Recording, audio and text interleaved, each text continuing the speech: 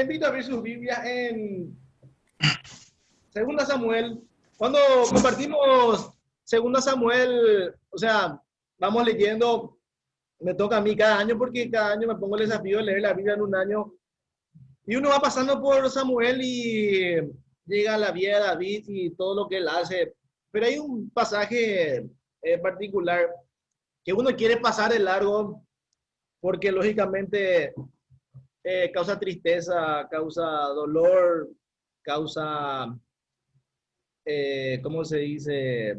Desilusión. Pero el pasaje está ahí, el capítulo está ahí. Y como dice en el Nuevo Testamento, no sé si en Pedro, las cosas que se escribieron antes, o sea, son para nosotros, para que podamos prestar atención y tengamos consolación y esperanza por medio de la Escritura, ¿verdad? Y también habla como una advertencia para nosotros, ¿verdad? Y es el capítulo, según Samuel, capítulo 11. Vamos a ver tres personajes en esta mañana. Y vamos entonces, según Samuel, capítulo 11. No voy a basarme todo el pasaje, no vamos a leer todo el pasaje porque conocemos el pasaje, conocemos la historia. Y para resumir, para los que no conocen, David era el rey de Israel, conocido como un hombre conforme al corazón de Dios. Eh, Posiblemente el rey que más influencia e impacto tuvo en la nación de Israel. Un antes y un después en él es cuando derrotó a Goliat con tan solo 16, 17 años, sin armadura, sin arma, va a enfrentarse a Goliat, le va a derrotar. Y el pueblo de Israel, hasta antes de eso, le seguía a Saúl. Y Saúl era una persona muy constante, muy temerosa. Y él transmitió esa inseguridad al pueblo. Y el pueblo dice, en muchos pasajes parece que el pueblo dice, se le desertaba, se le iba aquí y para allá. Y él mismo dice, el pueblo me incitó, yo tuve miedo y bueno, y así. O sea, un rey conforme al corazón del pueblo porque el pueblo había pedido rey. Pero David aparece como el rey conforme al corazón de Dios. Y a lo largo de su vida, de su historia, David va a quedar siempre arriba. Siempre va a quedar como uno de los mejores reyes del pueblo de Israel y un hombre de mayor influencia. Es más, Dios le va a tomar a él como de su línea, de la niña sanguínea de David, va a venir el Mesías, el Salvador, el Señor Jesucristo. También él va a tener el deseo de construir el templo. Y Dios le va a contestar, yo habito en templo, yo cómo voy a entrar en un templo hecho de manos. Los cielos de los cielos no me pueden contener. Y vos me decías a mí que vas a construir una casa. Pero Dios va a aceptar ese deseo de David, de ese corazón, y va a decir, bueno, yo voy a habitar en medio de ustedes. Si bien Él lo va a construir el templo, David va a generar toda la capacidad, la riqueza, el dinero y los elementos necesarios para la construcción. Y sabemos que Salomón va a terminar haciendo ese templo maravilloso que después se tuvo que destruir, o sea, destruyeron en Nabucodonosor en su segunda, en su segunda venida allá a Jerusalén. Y en, pero capítulo 11 es un capítulo triste, pero es un capítulo que nosotros nos tiene que, eh, ¿cómo decir? Desafiar. Desafiar a que nosotros no podemos cometer los mismos errores que David cometió. En resumen, David cometió adulterio en primera instancia y asesinato en segunda instancia.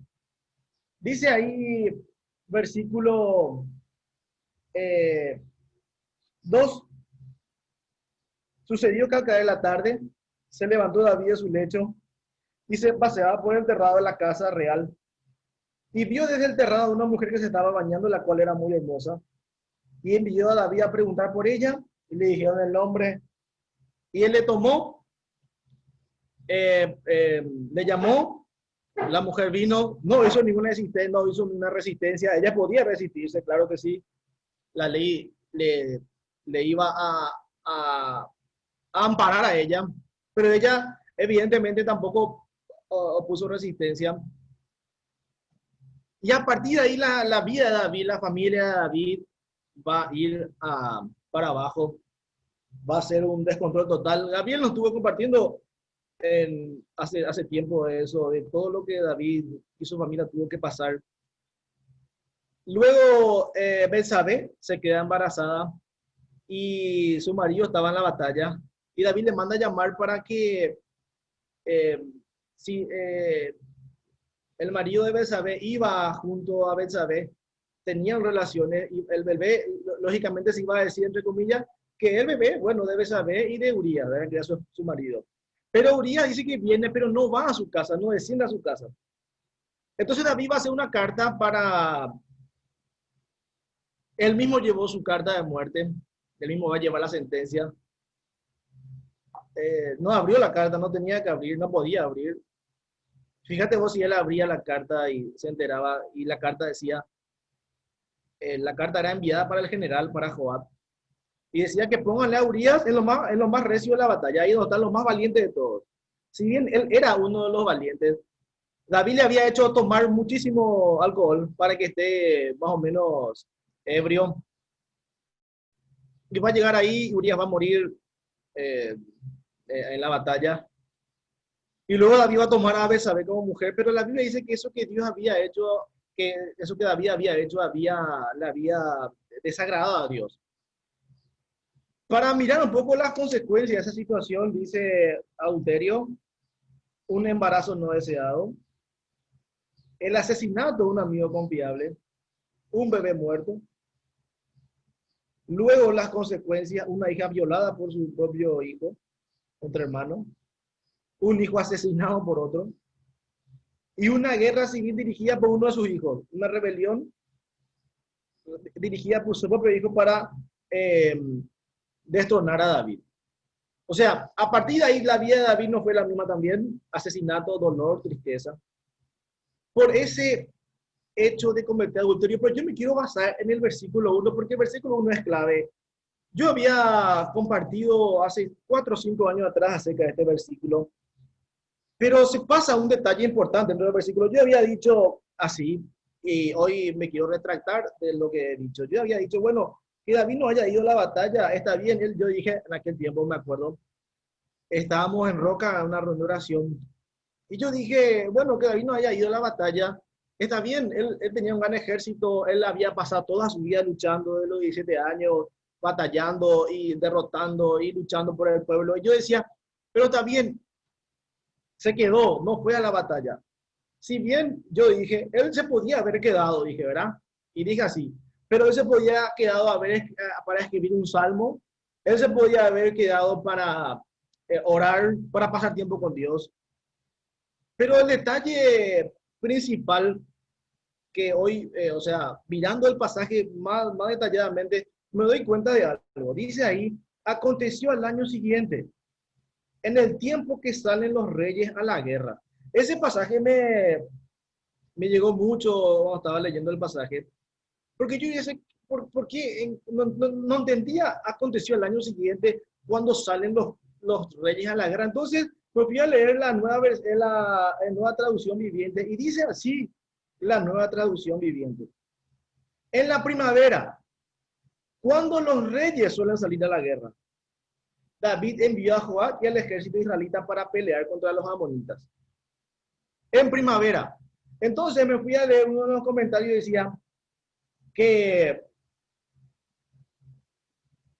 en aquella parte del mundo las guerras normalmente no se pelean durante los meses de invierno por las lluvias y el clima helado hacen que el viaje y toda la logística se dificulte en las campañas militares. Entonces ellos se preparan en la primavera. O sea, David sabía por toda la experiencia que él tenía militar, él sabía que en primavera iba a empezar la batalla. O sea, él tuvo tiempo para prepararse. Él sabía que debía ir ahí. Él era el rey. Y el rey, en la cultura judía y en la cultura de aquel tiempo, salían a la batalla. No es que mandaban, salían. O sea, David sabía que tenía que estar en la batalla. Es más, dice el versículo 2, sucedió un día al caer la tarde que se levantó David de su lecho y se paseaba por el terrado de la casa real. Dice que esa expresión se paseaba, iba de un lado a otro, estaba inquieto él. O sea, no, él no estaba, se levantó y bueno, o sea, voy a pasear un poco. No, él estaba inquieto. Esa es la idea del que se paseaba de un lado para otro. Claro, el Espíritu Santo le estaba quebrantando a él. ¿Por qué? Y porque él no estaba en el lugar donde tenía que estar. Porque él tenía que estar en la batalla. Porque era primavera. O sea, él sabía de antemano que la batalla iba a venir. Y él va a descuidar dos cosas, su vida personal y la vida del pueblo. Porque, ¿qué pasa? Él manda nomás. Él tenía que estar ahí porque era el rey, porque él tenía que batallar, porque él tenía que luchar. Va a llegar un tiempo después, en 2 Samuel, cuando los mismos generales le dan la señal a David, vos ya no estás más para luchar porque ya tenés edad. Va a ser mejor que vos te quedes nomás y no sea que apagues la luz, la lámpara de Israel. Porque sus generales se dan a dar cuenta que ella no está para resistir una batalla. Pero en ese momento era joven, él podía ir a la batalla. Es más, debía ir, era primavera. Pero él, aún sabiendo que tenía que ir, él se queda. Y él se quedó, yo digo, estaba pensando, qué pasaba si él iba a la batalla? ¿Qué pasaba si él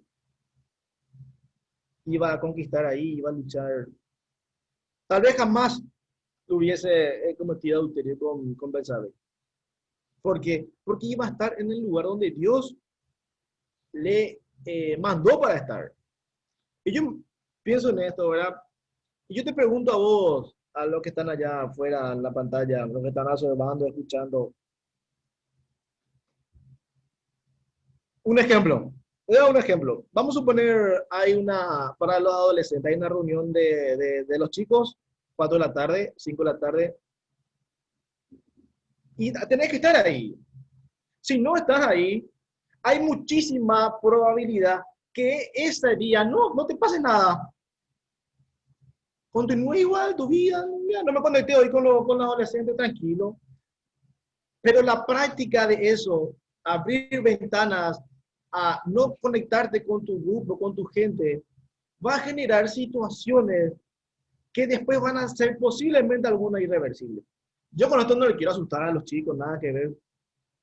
Pero si no estás en el lugar donde tenés que estar, a la hora que tenés que estar, vas a pagar las consecuencias. David es un claro ejemplo de eso. Se dejó guiar por sus emociones. Él sabía, era primavera, él sabía. Era el tiempo donde los amonitas iban a salir y el rey de los amonitas iba a ser el primero que iba a salir, pero él se queda. Él se queda en el palacio. Y él siente un quebranto. Él empieza a caminar, está inquieto. Porque el Espíritu Santo sabe las consecuencias de esas decisiones. Por eso Él nos quebranta. Por eso hay un quebrantamiento en nuestros corazones. No estamos haciendo bien. Por eso vos dejás de leer la Biblia, dejás de leer la Escritura, dejás de orar. Y hay un quebrantamiento. Genera porque, en primer lugar, lógicamente porque nos estamos apartando de Dios. Y en segundo lugar, por las consecuencias que van a venir, las cuales Dios quiere evitar para nosotros. Si bien vamos a pasar por momentos difíciles, por más que vos le sigas a Cristo y leas la Biblia ahora te congregues, van a haber situaciones difíciles y sufrimiento. Pedro dice, mejor es sufrir haciendo el bien que haciendo el mal. Y David nos enseña a que tenemos que estar en el lugar donde debemos estar. Si nosotros decimos a David, mira David, estamos en 2 Samuel capítulo 10. Y David sabe, el capítulo 11. ¿Qué vas a hacer, David? ¿Te vas a la batalla? No, me voy volando. Corro a la batalla. Y cuando vemos la vida de David y todo lo que hizo y todo lo que generó después, no solamente él va a pecar con Betsabé, sino que hay un detalle dentro de la escritura que quiero también compartir.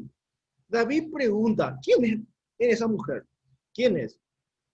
Viene la respuesta y le dice, mira, Betsabé es hija de Eliam. Y Eliam, en 2 Samuel capítulo 23, vamos a 2 Samuel un ratito, capítulo 23.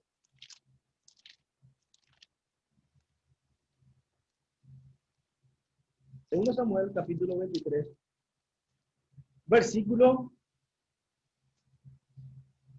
34. Estaba hablando acerca de sus valientes. Dice, vamos primero, perdón, segundo Samuel capítulo 11, para leer nomás el pasaje. 11, 2 Samuel 11:3 y después si vamos al 2 Samuel 23. 2 Samuel 11:3. Envió David a preguntar por la mujer y le dijeron, aquella es Betsabé, hija de Elián, mujer de Urías Eteo. Y acá encontramos entre los valientes de David también al padre de Betsabé. Dice ahí 34. Estaba hablando acerca de sus valientes. Dice, Elifelet, hijo de Asabai, hijo de Maaca, Elián, hijo de Ahitofel Gilonita. O sea, el círculo cercano de David era Betsabé. Betsabé era, su padre era uno de sus guerreros valientes. Y el abuelo de Betsabé era Ahitofel, que era uno de sus consejeros. Es decir, que los consejos que Ahitofel daba en aquel tiempo era como consejo directamente de la voz de Dios, por la sabiduría que él tenía. Y era su círculo cercano a él. Y es más, el 39 de 2 Samuel, capítulo 23, termina diciendo, y Urías Eteo. 37 por todos. Sus más valientes, sus más guerreros, o sea, que personas cercanas a su entorno. David va a afectar muchísimo. Por eso tal vez yo digo que Ahitofel también se puso en su contra, se puso a favor de Absalón cuando hubo la rebelión. Claro, seguramente guardó un dolor en su corazón Ahitofel. Y David va a generar en el entorno una convulsión. ¿Por qué? Porque va a afectar a sus dos guerreros valientes, el papá de Betsabé, el esposo de Betsabé que Urías y su consejero Ahitofel. Muchas veces nosotros nos damos cuenta, pero afectamos muchísimo a nuestro entorno cuando no estamos en el lugar que tenemos que estar. Yo te pregunto, ¿estás en el lugar donde tenés que estar? A los jóvenes, a los matrimonios, hay reuniones de matrimonio los viernes. Y tenemos que estar ahí. Porque podemos decir, entre comillas, es primavera, el tiempo donde los matrimonios se reúnen. Sábado a la tarde, donde los adolescentes se reúnen. Los viernes cada 15, donde los jóvenes mayores se reúnen. Donde las mujeres se reúnen, donde los chicos se reúnen. O sea, tenemos que estar donde Dios quiere que estemos. Porque si no, va a pasar las consecuencias van a ser terribles. Y decía, hay una frase que decía Marcelo Layave, yo no conozco bien, no me acuerdo bien la expresión, pero más o menos decía así. Yo me equivoco, yo pego, yo me voy en contra de Dios. Y yo no puedo calcular el precio que voy a pagar. Yo digo, voy a pagar un poco menos. No, el precio siempre va a ser mayor. También yo digo, bueno, un tiempo no me voy a estar ahí. Un tiempo nomás me voy a estar mal. Pero yo no puedo calcular tampoco el tiempo. El tiempo siempre va a ser mayor de lo que yo pensé. Y ni qué hablar de las circunstancias, de las consecuencias y del dolor que vamos a traer. Lo que Dios quiere hacer con nosotros por medio de David es tomar conciencia.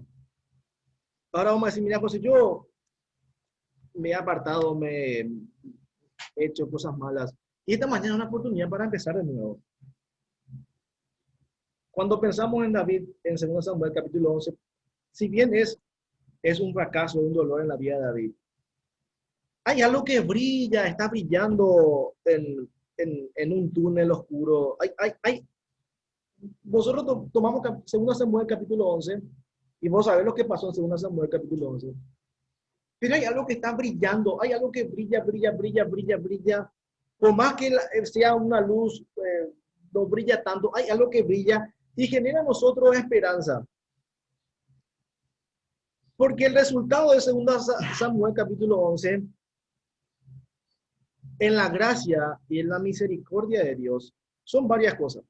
La gracia de Dios hace que Salomón sea, Dios le ponga por nombre amado de Jehová y sea el hijo de Betsabé y David y sea el hijo del cual él va a heredar el trono. Pero hay algo más y es el Salmo 51. El resultado de lo que David hizo en el Salmo 51. David va a relatar ahí su experiencia y cómo él se va a sentir. Y ese salmo ha sido de consuelo para millones de cristianos que en algún momento de nuestras vidas hemos fracasado y hemos errado. Tal vez no hemos cometido adulterio y asesinato, pero nos hemos equivocado. Y yo puedo contar con experiencia personal del Salmo 51. Porque cuando he fracasado en mi vida, he ido a ese salmo. Porque ese salmo trae consuelo para mí. Porque trae esperanza. Porque David le está diciendo a Dios, mira, yo he pecado contra ti, pero yo creo que vos me puedes dar una segunda oportunidad. Yo quiero que vos que haga en mí un corazón nuevo. Y él va a decir, y al corazón contrito y humillado no lo vas a despreciar. David podía entregar millones de ovejas, toros, pero él diciendo, eso no va a servir.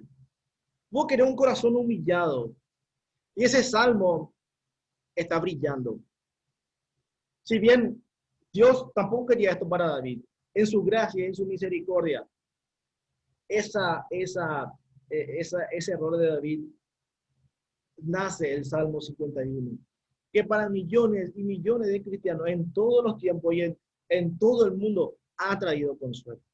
En esta mañana lo que te quiero decir es que, pues si no, José, yo estoy hecho cosa, yo no tengo esperanza. Y la respuesta es no. Sí hay esperanza. Tenemos esperanza. Porque tenemos un Dios de segunda oportunidad, que nos llama nuevamente a empezar de nuevo. De que nos dice, te das cuenta que estando lejos de mí, te das cuenta de cuando no estás donde tenés que estar, tu vida no va a ser igual. Y la respuesta que nosotros tenemos que decir es, sí, Señor, es así. Así mismo es. Primero vimos la vida de David en esta mañana. Y David nos enseña que tenemos que estar en el lugar donde tenemos que estar. Que la vida cristiana no es una emoción. No es, no, yo me quiero quedar nomás hoy. No, yo no me voy. No, yo no voy a estar. No, o sea, es que yo tengo otras cosas. Porque David nos enseña que es primavera. Es el tiempo donde los reyes salen a la guerra. No estamos, y hoy podemos decir estamos en época de pandemia. Y la pandemia siempre digo, esto va a sacar lo peor o lo mejor de nosotros. Lo peor o lo mejor. La pandemia va a demostrar si realmente nuestra relación con Dios es firme o no. Y porque no nos llevamos a nuestra gente, no estamos compartiendo con ellos. Yo no estoy siendo animado constantemente como antes era animado, un ejemplo, ¿verdad? Entonces sacan lo peor de mí. Bueno, y nadie lo me llama, nadie lo me atiende, nadie no se preocupa de mí, y bueno, y listo, yo estoy a la deriva y estoy ahí viajando. O no, o digo, Señor, mira, yo te voy a buscar, pase lo que pase, te voy a seguir, voy a vivir un día a la vez. Pero tenemos otro personaje, y el otro personaje que tenemos otra historia bien conocida. La historia, si yo le digo Josué capítulo 6 y 7, es una historia muy triste también, donde justos, o no, entre comillas justos, no se llaman justos, pero inocentes al menos, van a pagar, inocentes.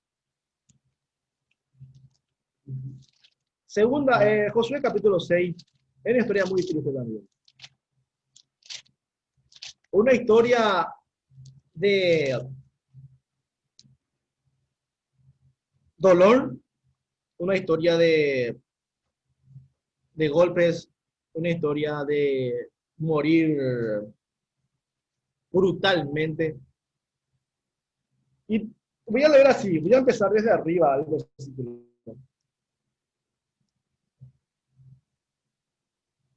Capítulo 7 de Josué.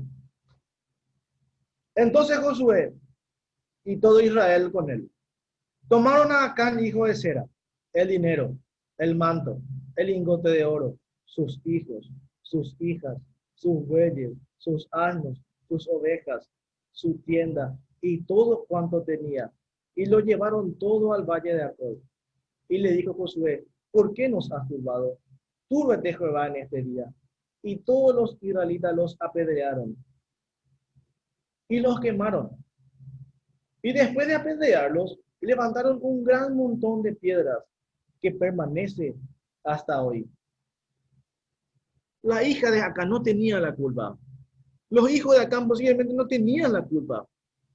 Ellos no robaron nada. Ellos no, ni sabían lo que pasaba. No sabemos cuántos años tenían. Pero si había alguien pequeño, pero dice sus hijas y sus hijos, tenía varios.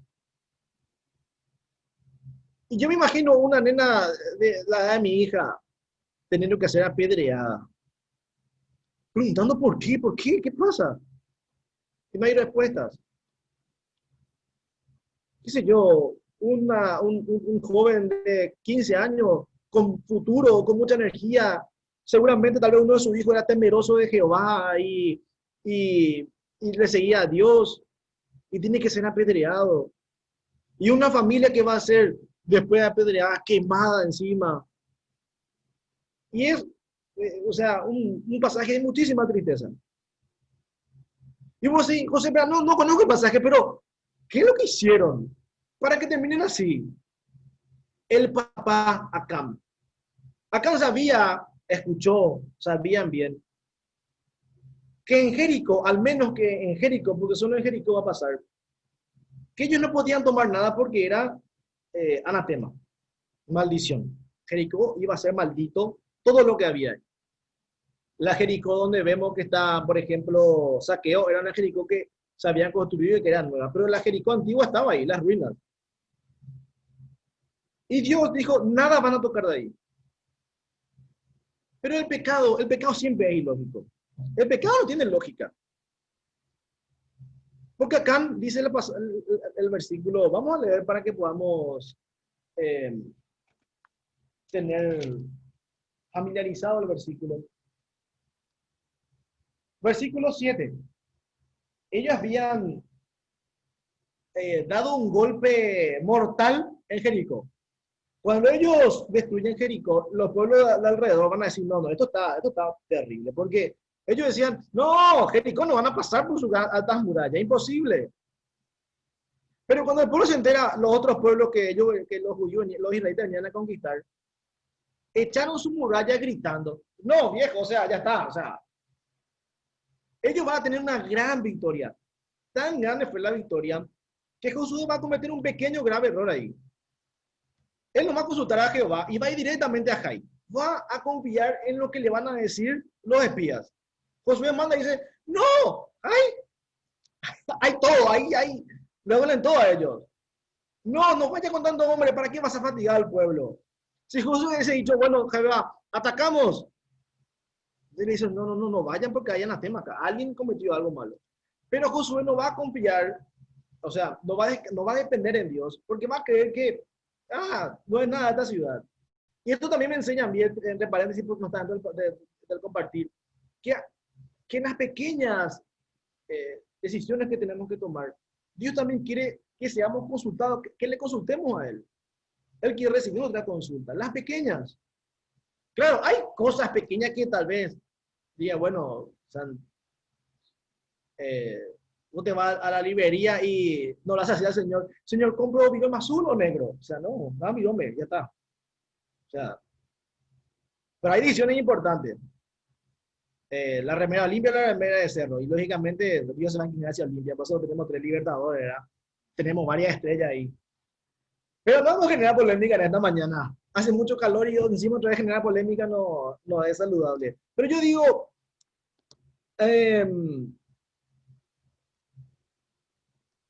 está acá y decía yo que el pecado es ilógico. Y Josué, estamos diciendo, no consultó con Dios en esas pequeñas decisiones y va a mandar al pueblo. El pueblo va a sufrir, van a morir como alrededor de 30 personas. Y Josué va a venir y va a estar hecho bolsa, mal. Pero ¿por qué? Todavía no dije, vamos entonces, 7:1. Pero los hijos de Israel habían cometido una prevaricación en cuanto al anatema, porque Acán, hijo de Carmi, hijo de Sabi, hijo de Sera, de la tribu de Judá, tomó el anatema y la ira de Jehová se encendió contra los hijos de Israel. Él no podía tomar eso. Dios había dicho en el pasaje anterior, en capítulo 6, que no podían tomar eso. Y yo decía, el pecado es ilógico porque ¿qué va a hacer Acán con un manto babilónico? O sea, ¿cuál es la idea? O sea, ¿va a vender? ¿A quién va a vender? ¿Van a pillar qué tomó de ahí? ¿Qué va a hacer con el oro, con la plata? O sea, ¿qué va a negociar? Está en el desierto. O sea, el pecado es ilógico porque él sabía que no podía tomar, pero él toma. Es lo mismo que Eva. Eva está ahí y Satanás le empieza a tentar, pero Eva hasta ahí no está cediendo. Cuando ella se termina por derrumbar, cuando el enemigo le dice, si vas a comer esa fruta seréis como Dios. Ese seré como Dios fue mortal para ella. Ella cree que va a ser como Dios. Y dice, mira, Señor de Dios me está mintiendo de algo. Yo quiero saber todo. Yo quiero conocer como Dios. Y nunca vamos a conocer como Dios, imposible. Pero ella va a creer porque el pecado es ilógico, no tiene lógica. También pensando en la lógica que tiene el pecado, es cuando Jesús relata la parábola de los labradores malvados. Dice que envían un siervo y le matan, y envía otro siervo y le matan. Dice después el dueño, dice, voy a enviar a mi hijo y matémosle porque la heredad será nuestra, dice, ¿verdad? Y la heredad nunca podía ser de ellos. O sea, imposible que la heredad sea de ellos, por más que le maten al hijo, le quedaba para el padre, y si el padre tenía otro hijo, le quedaba otro hijo, y si no, y le quedaba a la familia. O sea, el pecado es ilógico, porque no iba a quedar para ellos. Por más que le maten al hijo, no iba a quedar, si bien la parábola está directamente relacionada a Jesús, a lo que el Padre envió a los profetas y último a Jesús con los fariseos. El pecado me marca bien ahí en el pasaje que es ilógico, porque no va, la heredad no va a ser de ellos. Y terminaron muertos. Y Eva terminó separada de Dios y Acán terminó muerto. O sea, el resultado de mis decisiones ilógicas, porque el pecado es ilógico, ¿qué iba a hacer Acán con un manto babilónico? Nada no podía hacer. Y el resultado de tomar un manto babilónico, ¿cuál fue el resultado? Le apedrearon a su familia. Yo decía, ¿y por qué no solo él? ¿Por qué no solo él? Pero Dios dijo bien, todo lo que tiene de él, ovejas, bueyes, nada no quiero de él. Nada. Ahora, yo me había pasado un pasaje en ese, en Josué capítulo 6. Pero antes de leer Josué capítulo 6, lo que va a decir Acán. Acán va a decir, le van a preguntar a Acán, ¿qué es lo que pasó a Acán? Y Acán va a decir, entre el botín vi un hermoso manto de Babilonia, capítulo 7, versículo 21.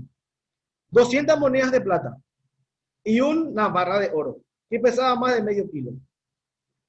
Los deseaba tanto que los tomé. Está todo enterrado debajo de mi carpa. Y la plata la enterré aún más profundo que el resto de las cosas.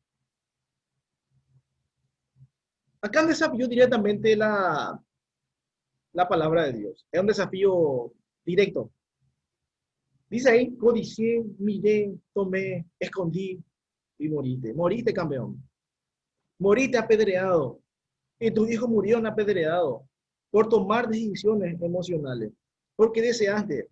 Miren, vamos a mentirnos si decimos que el pecado no nos desea, o sea, no produce en nosotros un deseo de tomar. El pecado siempre va a producir eso en nosotros. Siempre.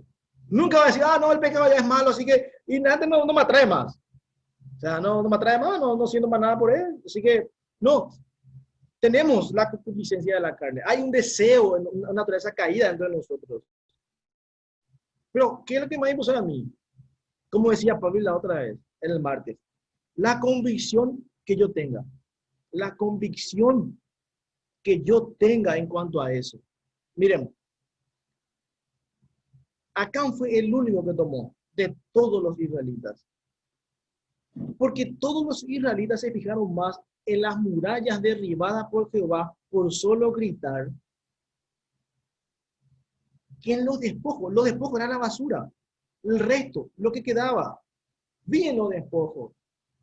Y Acán va a tomar en la basura. Pero el pueblo no le importó. El pueblo estaba tan emocionado por habían derribado esa muralla imposible humanamente y solo gritando que el pueblo va a tener una emoción tan grande, tan alta, porque fíjese que era la generación nueva la que entraba ahí. La generación que había esperado 40 años. Ellos querían una revancha, ellos estaban con sed de revancha. Ellos querían entrar ahí por lo que sus padres no pudieron conquistar. Ellos tuvieron que pasar 40 años, era su momento. Y por nada del mundo iban a aprovechar eso. Pero acá no. Acá tomó la basura y muchas veces somos nosotros así. Las grandes cosas que Dios hizo por nosotros, los grandes milagros o las grandes cosas que nos salvó o de cómo nos bendijo. de todo eso, nosotros buscamos el despojo, la basura, el resto. Y Dios nos desafía en esta mañana también a dejar los despojos, a vivir en convicción. Todo el pueblo de Israel estaba convencido. Nada de Jericó, pero acá no. Acá es como que dice, bueno, yo rompo las reglas. No importa. Yo codicio, yo quiero, yo grito, va a ser mío, lo voy a esconder. Él desafía directamente a Dios. Dice, el versículo que yo decía que a mí se me estaba pasando, está en el capítulo 6.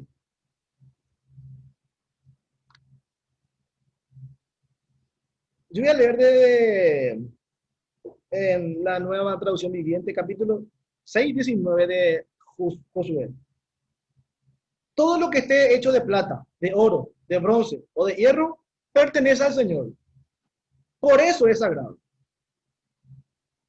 Así que colóquenlo en el tesoro del Señor. O sea, todo lo que es plata, oro, bronce, todo eso de Jericó me pertenece a mí. Pónganme en mi tesoro. ¿Qué es lo que acá va a hacer? Acá va a tomar lo que es de Dios.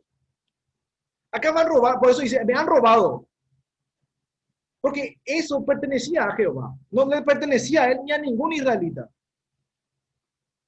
Fíjese que el pueblo de Israel le va a conquistar y Dios le va a decir, tomen el botín, disfruten. Pero ese no. Eso quiero que sea para mí. Y ya se me pregunto, ¿cuántas veces no le hemos robado a Dios? En nuestros tiempos, en el llamado que hemos recibido de Él en algún momento, en obedecer su palabra, a veces nuestro dinero. Le robamos a Dios. El pueblo, Dios dice al pueblo ahí en Malaquía, ustedes me habéis robado. Ustedes me han robado. Directamente le encara. ¿En qué te hemos robado? En vuestros diezmos, en vuestras ofrendas. Y si bien no es tiempo de hablar de diezmos ni ofrenda, ¿verdad? Pero muchas veces nosotros robamos lo que es de Dios. Le sacamos a Él. Y acá lo que hace es robarle directamente a Dios. Y dice, no, no, eso me pertenece a mí. Y acá va a terminar así. Va a terminar apedreado. Pero así como la vida de David nos enseña que nosotros no podemos, tenemos que estar en el lugar donde tenemos que estar. No importa qué es lo que yo sienta, porque lo que yo sienta no importa. Es mi convicción la que debe ser plasmada cada día de mi vida. La convicción de seguir a Jehová, de seguir a Dios, de seguir a Jesús, de seguir su camino. No importa lo que yo sienta, sino el hecho de vivir en convicción. Cuando yo estoy convencido de algo, de una situación en sí, el enemigo no tiene ninguna posibilidad. Por más que la tentación sea clara y vos le tengas de frente y te guste, vos estás convencido de algo, no hay nada que pensar. Por eso es que los, los amigos de Daniel dicen, no es necesario que nos preguntes sobre el asunto. O sea, no es necesario. Nuestro Dios puede salvarnos. Y si no, y bueno, no nos vamos a postrar. No es necesario que te respondamos. Está de más que te respondamos. Nosotros sabemos lo que vamos a hacer. Dios nos puede salvar. Y si no, no importa. Y fue lanzado al lago de fuego, al horno de fuego. Y sabemos la historia. Y uno dice, bueno, así debemos ser nosotros cada día. Estar convencido. Tengo que estar convencido. Y en medio de esa, eh, de esa tristeza de lo que representa el Valle de Acor, un valle de tristeza, de muerte, de desilusión. No hay nada del Valle de Acor. Un montón de ruinas, de gente que murió ahí por desobedecer a Dios, por uno que desobedeció a Dios. Yo me imagino, ahí a Cam. Vamos a suponer que Cam tiene internet, televisión, está escuchando las noticias de último momento.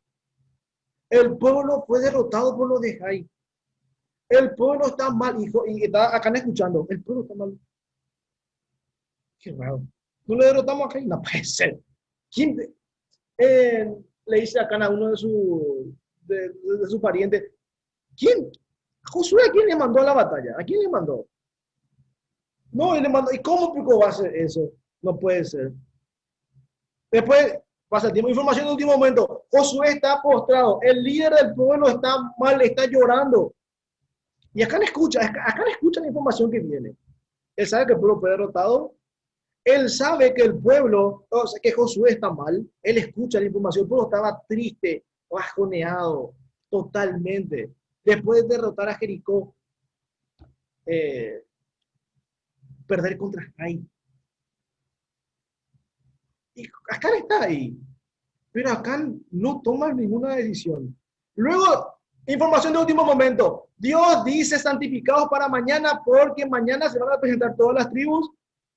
De las tribus yo voy a tomar una familia, de la familia yo voy a tomar un varón y de ese varón voy a tomar al que va a ser el que me causó este problema, el que le causó a ustedes la derrota contra él. Y acá recibe toda esa información. Y eso es tiempo. O sea, Dios le da tiempo acá para que él vaya y reconozca. Decía el profe Bell que cada posibilidad, o sea, primero en la tribu, era el tiempo para que acá vaya y diga, paren, mira, fui yo. No sabemos si yo iba a perdonar o no. Pero por lo menos vamos a conocer la historia que él confesó, que él va a reconocer que desafió la autoridad de Dios. Y la misericordia de Dios es grande. Puede ser. O si no, moría él solo. Bueno, acá morimos solo, pero tus hijos se salvan. Por este acto tal vez. Pero él no reconoce. Y después va cayendo su tribu, su familia. No dice nada él. Los de su casa. Y él no reconoce, nunca reconoció. Cuando le salda a él, dice, sí, allá está escondido. Dios nos da a nosotros oportunidades. Esta es una oportunidad, esta mañana una oportunidad para reconocer si estoy mal. Quiero volver. Me equivoqué. Pero acá no reacciona. Y termina muriendo, pero así como brillaba un versículo allá en Samuel, o sea, el resultado de 2 Samuel, capítulo 11, que es el Salmo 51, que trae tanto consuelo. Dios va a tomar un pasaje de Oseas también. Y quiero compartir en esta mañana con ustedes. Capítulo, Oseas, capítulo 2. Vamos a Oseas. Oseas, capítulo 2.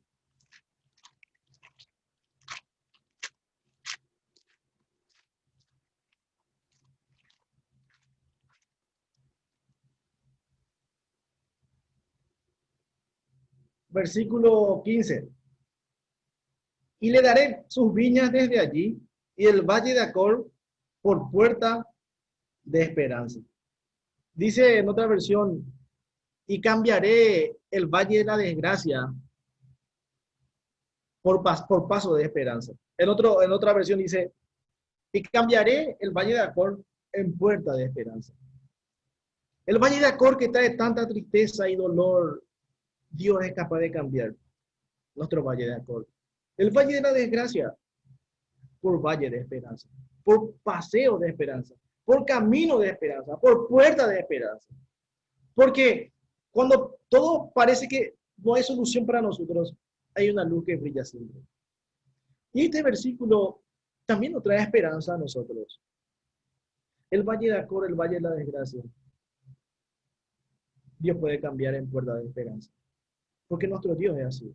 No hay mérito en nosotros. Dios le va a decir al pueblo de Israel, yo le voy a traer a usted a su tierra. Lo voy a restaurar. Lo voy a transformar. Pero no crean, dice, que es por ustedes, sino por mí lo voy a hacer. No porque ustedes tengan capacidad o me hayan obedecido, no. Y termina diciendo Oseas, los amaré de pura gracia. De pura gracia yo les voy a amar. Pero quiero terminar esta mañana, si el tiempo me da. Creo que se me está yendo. Un último personaje y se encuentra en Hechos de los Apóstoles y él es conocido por este nombre Juan Marcos. Marcos, eh, Marcos era hijo de María, una de las eh, seguidoras de Jesús. Juan Marcos va a tener una conexión muy directa con el Salvador. Ese versículo en Marcos capítulo 14, creo que está 13, 14, donde hay un muchacho que se va desnudo y deja, o sea, va con una sábana ahí en el Getsemaní y le sacan la sábana. Los comentaristas dicen que es él, porque es el único pasaje que aparece. Dicen que él le siguió a Jesús, le siguió a sus discípulos cuando Jesús se va a Getsemaní. O sea, él tenía un interés muy profundo hacia el maestro, siendo joven, muy joven, dice, un muchacho, dice la escritura que fue ahí. También podemos ver en Hechos que su mamá, o sea, su familia era muy pudiente. La iglesia normalmente se reunía ahí para orar. Cuando Pedro es liberado de la cárcel, creo que es en Hechos capítulo 12, por ahí, dice que él es liberado y directamente va ahí a la casa donde estaban todos los hermanos de la iglesia reunidos orando por él. Tenía una casa grande, en el aposento alto, o sea, donde Jesús compartió la última cena con sus discípulos. También dicen los estudiosos que fue ahí. O sea, Juan estaba muy relacionado con la vida cristiana, con el cristianismo, con Jesús, con el maestro. Sus padres, su familia, su entorno, eran personas muy apasionadas por él. Pero llegamos después al capítulo 13 de Hechos de los Apóstoles. Y el primer viaje misionero de toda la historia iba a partir de Antioquía a hacer la obra. Dice que Dios, el Espíritu Santo, le apartó a Pablo y a Bernabé para esa obra. Pero ellos dicen que van a tomar a Juan como ayudante. Así que Hechos capítulo 14, 12, perdón. 13, disculpen. Hechos capítulo 13. Todos ya encontraron, menos yo el pasaje. Todo tranquilo, ahora sí ya. Hechos capítulo 13. Ellos entonces, enviados por el Espíritu Santo, descendieron a Seleucia y de allí navegaron a Chipre. Llegados a Salamina, anunciaban la palabra de Dios en la sinagoga de los judíos y tenían a Juan, también a Juan, de ayudante. O sea, le llevaron a Juan, el primer viaje misionero de toda la historia. Ahí estaba Juan. Juan tal vez dice, bueno, yo quiero ir, me gustaría ir, ¿por qué no? Quiero ir, quiero servir, quiero dar lo mejor de mí. Y fueron. O sea, Juan fue con ellos de ayudante. Pero en el versículo 13 del capítulo 13 de Hechos, habiendo zarpado de Pafos, Pablo y sus compañeros arribaron a Perge de Pamfilia, pero Juan, apartándose de ellos, volvió a Jerusalén. Un desertor. Juan va a ser un desertor. Juan Marcos es un desertor. Una persona que empieza algo, que se decide, pero que vuelve atrás. La verdad no sabemos por qué vuelve atrás. Muchos dicen porque eh, vivía o sea, económicamente era una persona pudiente y todos esos viajes y la incomodidad de los viajes no estaba en él. Otros dicen que no le gustaba, parece, el liderazgo de Pablo por su carácter y cosas así. Otros dicen que, bueno, él era joven y él sintió que, bueno, él fue como ayudante nomás y no tenía la responsabilidad demasiado. Otro, el temor. Bueno, muchas cosas podemos sacar. Pero un desertor, alguien que le dejó a ellos tirados, era su ayudante. Era algo del cual ellos podían descansar en Juan Marcos, pero él le abandona. Y él vuelve a Jerusalén. Y yo voy a decir, a este tipo, gracias. Yo con este tipo, mira, campeón, si vos querés armar tu equipo de fútbol, llévala a Juan Marcos. ¿Viste cuando éramos pequeños y gracias a Dios no había el internet y todo eso? Éramos felices porque estábamos más en la plaza que en nuestras casas. Y bueno, yo a todo lo que han nacido en los barrios le tengo envidia porque los barrios acá en mi casa tenía que ver a los policías jugando fútbol. Pero me iba a la plaza y mi papá me solía llevar a unos lugares y bueno, ahí era entre comillas feliz. Los que han nacido en barrios seguramente todo el día jugaban. Y bueno, por eso el resultado es el pie de Carlito, el pie negro de Carlito, el dedo, es el resultado de los barrios, del partido en el empedrado. En mi época no había pasto sintético, pero era un poco mejor ahí la plaza. Bueno, viste cuando vos tenés que elegir entre, vos te toca elegir, vos elegís, bueno, fulano, bla, bla, bla, y está ahí el que no vale para nada, ¿verdad? Y ese último queda, último, ese tirazo, y ¿sabes qué? Pues lo que pasa es que el último, él no vale, y siempre que tiene la pelota, pues. Entonces sí o sí tiene que jugar, tiene que entrar él.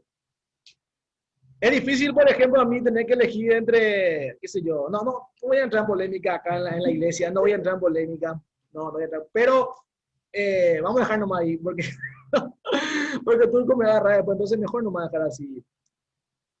Ahí nomás lo que yo voy a elegir para mi equipo, pero seguramente nadie me va a elegir a mí, eso sea de antemano. Pero yo decía, a Juan, para ponerte en el ministerio no le vas a elegir, o sea, es el último, es un desertor, es alguien que no tiene convicciones propias.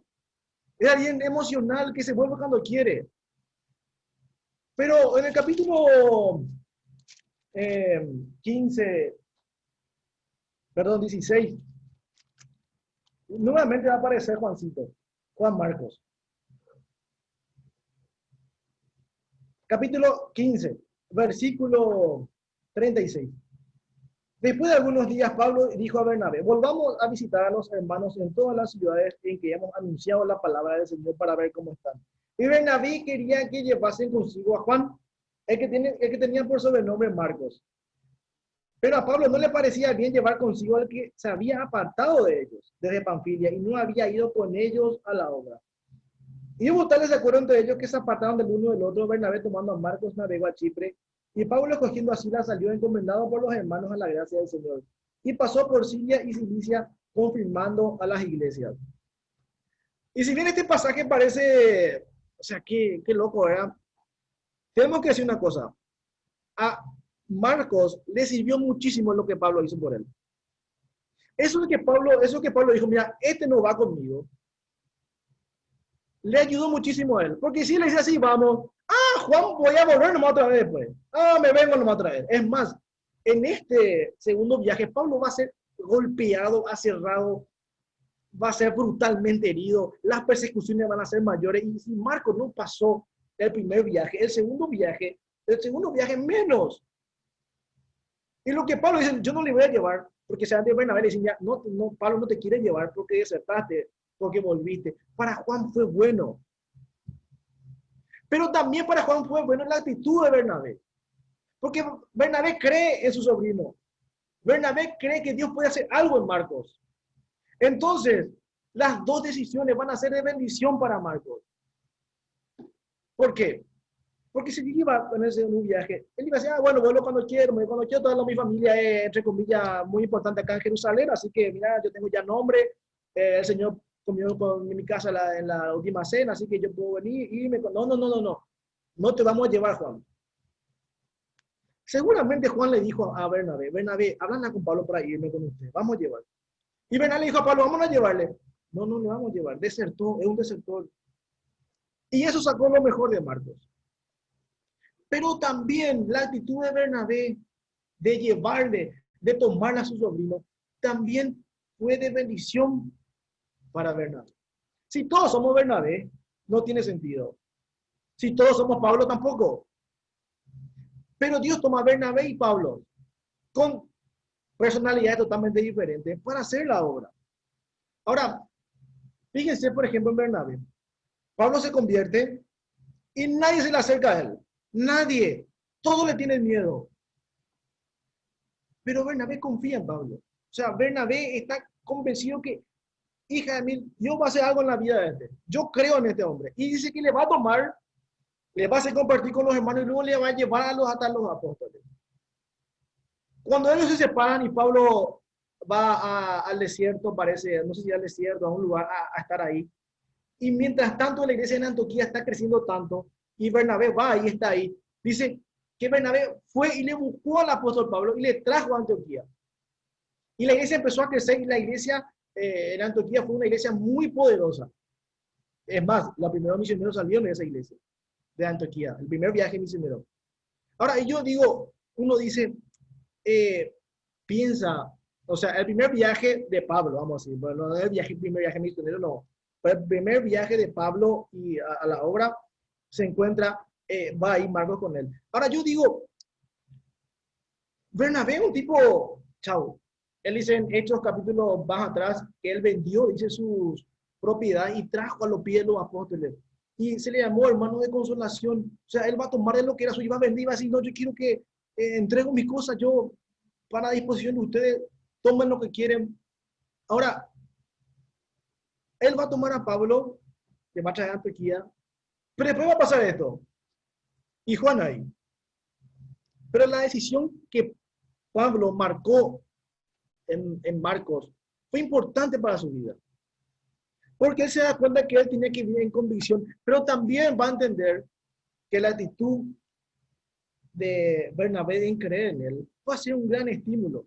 Y quiero terminar con estos versículos bien conocidos de la Escritura. Colosenses capítulo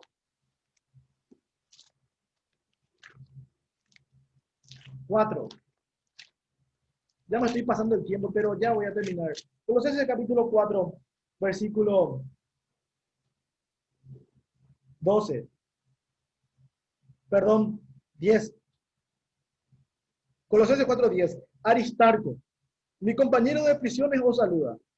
Y Marcos, el sobrino de Bernabé, acerca del cual habéis recibido mandamientos, si fuera vosotros, recibidle. Pasó el tiempo.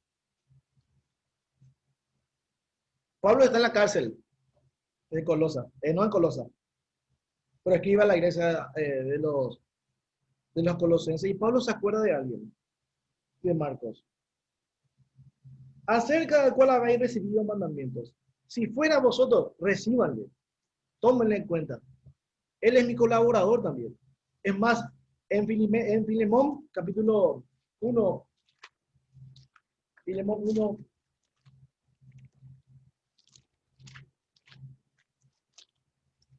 24.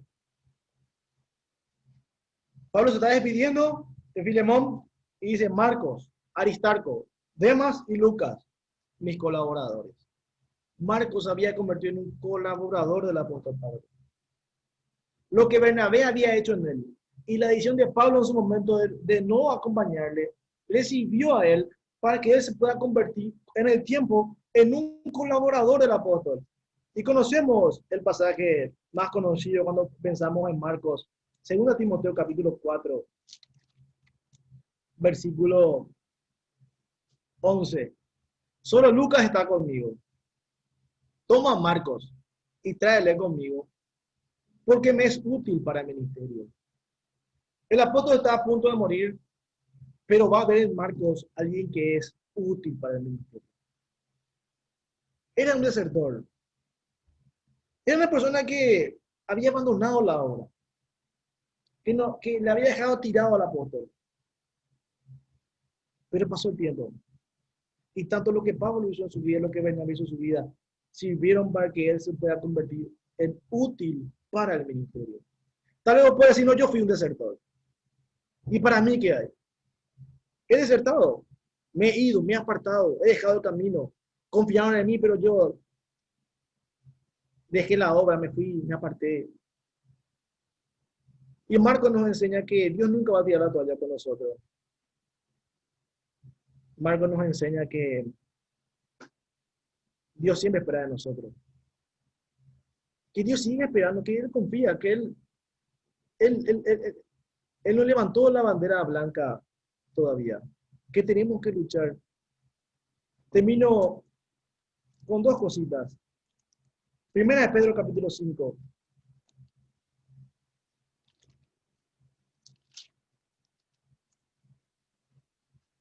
Versículo 13.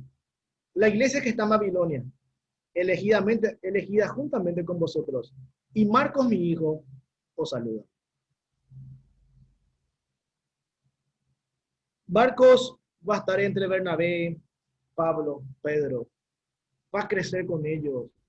Y Pedro puede decirles mi hijo. Muchos dicen que, bueno, entre una de las cosas que Marcos, que Dios utilizó la vida de Marcos para escribir el Evangelio de San Marcos. Habiendo podido elegir Dios, el Espíritu Santo, muchas personas para escribirlo, va a tomar a ese muchacho, a ese desertor, alguien que desertó en el pasado, para transmitir y lee el libro de Marcos. Cuando leemos Marcos, empieza el libro de Marcos, sabemos que el que escribió es un desertor, que fue un desertor. Y dice que Marcos escribió por todo lo que Pedro le contó acerca de lo que Jesús hizo, dijo y enseñó. Y Pablo puede decir, traerle porque es útil para el ministerio. Ven, él puede decir, vamos a ayudar, él puede hacer algo. Y Pedro va a decir, él es mi hijo. Pero no era un desertor, sí era. Pero Dios siempre tiene oportunidad para empezar de nuevo. Siempre. Él nunca nos va a dejar. Si vos se acabó todo para mí, no es así. Y Marcos va a escribir el libro de San Marcos. Y no solamente va a escribir el libro de San Marcos, fue el primer obispo en la iglesia allá en Egipto, en Alejandría. Y va a tener también una escuela de bíblica ahí en ese lugar, en Alejandría. Y su muerte. Él va a morir como mártir. Un desertor, pero murió como mártir. Le van a atar al cuello, dice la tradición, ahí en Alejandría, y le van a poner una cuerda y le van a pasear por toda la ciudad. Luego le van a mandar en la cárcel y el día siguiente le van a volver a sacar. Así mismo le van a arrastrar y va a terminar muriendo. Una persona que fue un desertor y se convirtió en un mártir, escribiendo el libro de Marcos, que ha sido tanta bendición para el mundo cristiano. Tal vez pueda decir, mira, José, para mí, no, ¿qué sentido tiene volver a empezar? ¿Qué puede hacer Dios conmigo? Puede hacer mucho.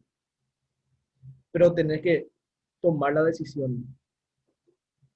Porque Marcos podía decir cuando Pablo le dijo, no, yo no vuelvo más, y bueno, ya está, se acabó. Pero dijo, no, yo quiero una oportunidad. O sea, él va a buscar la oportunidad también de ir y hacer también su parte en la obra misionera. Que en esta mañana entonces estos tres ejemplos nos puedan guiar en nuestro caminar cristiano, en nuestras decisiones. Y saber que aun cuando todo es oscuro y estamos en un valle difícil, siempre va a haber una luz de Dios. Una luz que nos va a estar guiando y nos va a marcar que hay una esperanza para nosotros. Así como el Salmo 51. Así como en Oseas vimos que Dios va a convertir el valle de la desgracia en puerta de esperanza. Y así como vemos la vida de Marcos, un desertor que terminó muriendo por la causa de Cristo, un mártir, y dejándonos el libro de Marcos. Y el Espíritu Santo decidió que él esté dentro de los 66 libros de la Escritura. Señor, gracias te damos en esta mañana por tu palabra. Gracias te damos, Señor, por que nos desafía, Señor, a un cambio. Y si hay alguien que cometió errores, si hay alguien esta mañana que ha sido un desertor, tú nos llamas, Señor. Como así dice la música, nos llama por nuestro nombre, para que podamos volver a empezar. Queremos pedir, Señor, por cada uno de nosotros, para que podamos estar siempre en el lugar donde tenemos que estar, para que podamos obedecer tu palabra y no dejarnos guiar por las emociones como lo hizo Acán, y de tener la humildad necesaria para aceptar los consejos como Marcos. Te entregamos, Señor, en esta mañana tu palabra y también la iglesia. Bendícenos, Señor, a cada uno en el nombre de Jesús. Amén.